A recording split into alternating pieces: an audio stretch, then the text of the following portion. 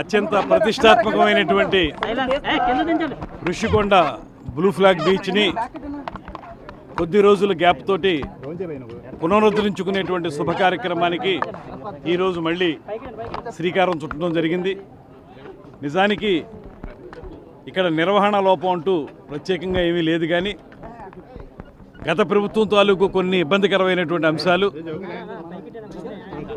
ఈ నిర్వహణ విషయంలో కొన్ని ఇబ్బందులు కలిగిన సందర్భాన్ని దృష్టిలో పెట్టుకుని డెన్మార్క్ ప్రతినిధులు టెంపరీగా మాత్రమే దీన్ని ఉపసంహరించడం జరిగింది.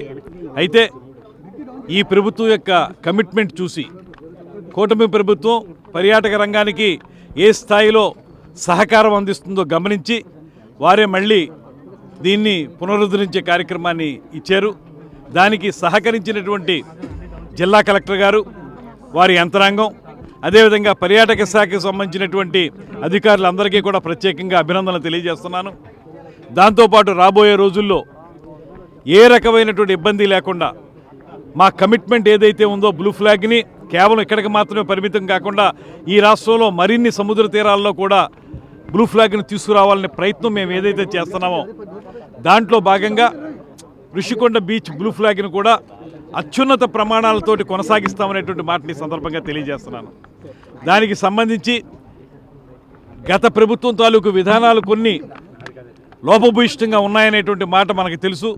వాటిని అధిగమించి ఇక్కడ పార్కింగ్ విషయంలో కానీ, ఆక్రమణల విషయంలో కానీ, పరిశుభ్రత పాటించే విషయంలో కానీ గత ప్రభుత్వం చేసిన తప్పిదాలు చేయకుండా దీన్ని సంపూర్ణమైనటువంటి స్వచ్ఛతతో కూడినటువంటి బీచ్గా, అదేవిధంగా పర్యావరణ విద్యను అందించేటువంటి బీచ్గా, దాంతోపాటు అత్యున్నత ప్రమాణాలతోటి నిర్వహించే విధానంతో దీన్ని రూపుదించాలని పూర్తి స్థాయిలో మేము నిర్ణయించుకున్నాం.